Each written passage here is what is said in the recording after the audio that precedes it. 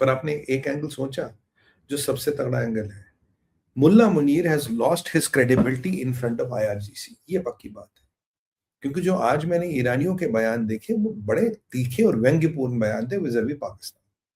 अच्छा, ये जो हमारे उम्मत के मामा लोग हैं, तुर्किया, इजिप्ट, कोई कुछ नहीं बोला, सब चुपचाप बैठे हैं। और अगर कोई ढंग की बात करता है, यूएई करता है, यूएई के अलावा कोई करता नहीं। मैं उनकी भी बात पे आ रहा हूँ। जब ये उम्मत के सारे मामा चुपचाप बैठे तो कुछ लफड़ा है, मतलब कहते हैं तूफान से पहले का सन्नाटा। अब पाकिस्तान क्या कर रहा है? पाकिस्तान वही कर रहा है जो पाकिस्तान को करना चाहिए, मतलब तेरा मेरा क्या रिश्ता, ला इलाहा इल्लल्लाह। कहानी ये है, मैं आपको बताता हूँ। कहानी ये है कि जो ब्लॉकेड है ईरान का बड़ा सक्रिय सा जबरदस्त है।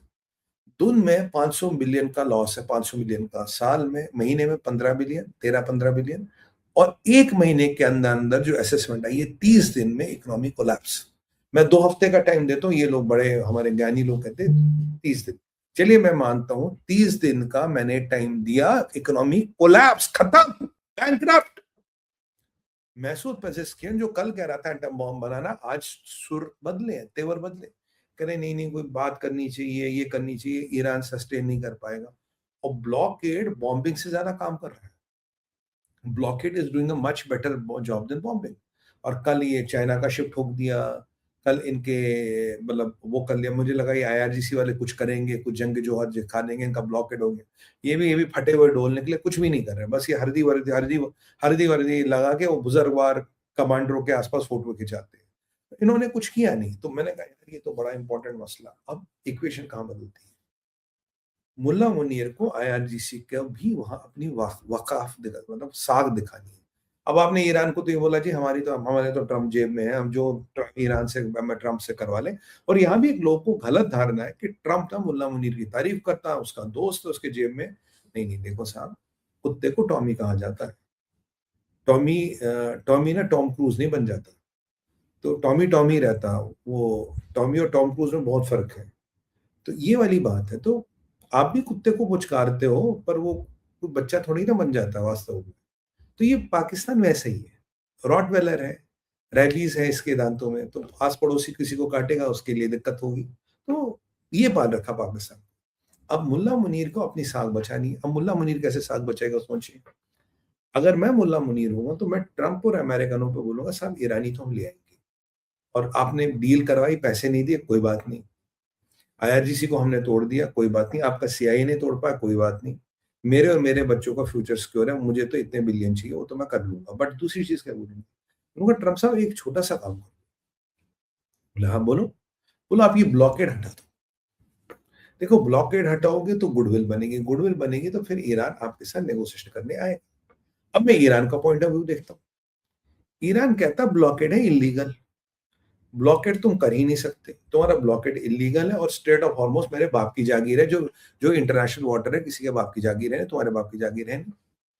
तो भाई ये हमारे स्ट्रेट ऑफ हॉर्मुज पे हमारा कब्जा है जी। अब हम तो नहीं, ये ब्लॉकेड इलीगल है, पर मैं जो वहां बदमाशी कर रहा हूँ, जो मैं इंडियन शिप्स पे गोलियां चला रहा हूँ 100% लीगल है। जो मैं यूके शिपों पे जो गोलियां चला रहा हूँ, जो फ्रांस के शिपों पे गोलियां चला रहा हूँ, वो लीगल, और हमारे शिपों पे जो गोली चलाई इन जहादियों ने वो 100% लीगल है। ये इनका कहना। कह रहा साहब ब्लॉकेड हटा दो।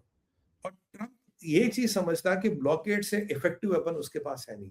अगर मैंने ब्लॉकेड हटा लिया, there is nothing with me. और आईआरजीसी की समस्या क्या है, जो आपको डे वन से बता रहा हूं, अगर हमने स्ट्रेट ऑफ हॉर्मुज छोड़ा, हमारे पास कुछ है ही नहीं। तो बड़ी विकट परिस्थिति। आईआरसीसी ने स्ट्रेट ऑफ हॉर्मुज छोड़ दिया, दे आर नथिंग। जिस दिन वो जमीन पे आ गए, दे आर नथिंग। और आईआरजीसी, और अगर ट्रंप ने ब्लॉकेड हटा दिया, then it the game changes. तो दोनों पार्टियां अपनी अपनी जगह मसरूफ हैं, और मुल्ला मुनीर कोशिश करेगा कि वो ट्रंप को ये मीठी गोली दे और ट्रंप ये मीठी गोली माने, ताकि आईआरजीसी के अंदर उसकी साख बने, और वो अमेरिकन को गोली देगा मेरी साख बनाओ, मैं आपके काम आता हूं। और आईआरजीसी भी अब ट्रंप ये नितिन बॉडी कॉल दिस मुल्ला मुनीर की कहानी समझ गया। अगर ब्लॉकेट हट गया तो अमेरिका का बन गया फुद्दू।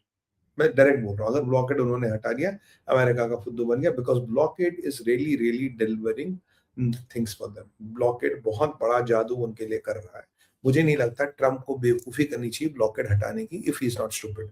बट ट्रंप ट्रंप है, कुछ भी कर सकता है, वो हटा भी सकता है। ये पाकिस्तानियों का डबल गेम चल रहा है कि आईआरजीसी के साथ अपने सांठगांठ कैसे बनाए, और अमेरिकन का फुद्दू कैसे बनाए, how will we fool Americans, this is what they are trying to do. ये सारा खेल चल रहा है। और ईरान का पॉइंट ऑफ व्यू बिल्कुल क्लियर है, जब तक ब्लॉकेड नहीं आएगा हम कोई बात नहीं करेंगे, हम बात करेंगे नहीं, तुम्हारा ब्लॉकेड इलीगल है। कहानी क्या है? कहानी ये है कि 15 दिन में कंट्री बैंकरप्ट है। कहानी ये है कि इस महीने के अंदर 1 तारीख को पैसे देने को नहीं है, तनख्वाह। कहानी ये है जहादियों को कुछ भी देने को हिसाब किताब है नहीं। कहानी ये है कि 20 बिलियन में इनसे बात हो गई थी, वो अमेरिका ने कह दिया हम पैसे नहीं देंगे। कहानी ये है कि 20 बिलियन में मुल्ला मुनीर ने अमेरिकन से अपने पास जो बचे गचे न्यूक्स है उनका भी सौदा कर लिया है। तो Mulla Munir wants to make a lot of money in scoop, ये ऐसा लगता है। और यहाँ American are trading with caution, क्योंकि आखिरकार दोनों इस्लामी बिरादर है। ऐसा ना दोनों मिलके हमारे साथ ही गेम खेल रहे हो, पूरा संभावना है कि दोनों मिलके खेल रहे हो। देखो शहीद होने का जज्बा तो मुल्ला मुनीर में भी अच्छा खासा है कि हमें भी शहीद होना है। So boss, anything can happen. मेरा assessment, situation is very volatile. और यहाँ पे बेंजामिन नेतन्याहू बहुत केड़ी नजर बनाए हुए, is waiting and watching for the things to twist for him to get involve into the game. ठीक है, पुतिन साहब निकल गए, चाइना रो रहा है, अर्जेंटीना इजराइल के साथ है ठंड पारा, यूरोप टोटल गधे के सर से सीन गायब, nowhere to be seen. Europe को दिख ही नहीं रहा। यूरोप कह रहा स्ट्रेट ऑफ हॉर्मुज़ खुलना चाहिए। इतने में एक आंकड़ा आता है, आंकड़ा आता है जो आपको हैरान करेगा। यूएई में एक बंदा कहता है यार हमने एनालाइज किया है, यूएई वालों का कहना है कि this region in 50 days of पंगा जो भी हुआ, we have lost 600 million barrels of oil का बिजनेस। अब 600 मिलियन इंटू 100 कीजिए कितना होता है, और बताना जरा कितने बिलियन होते हैं।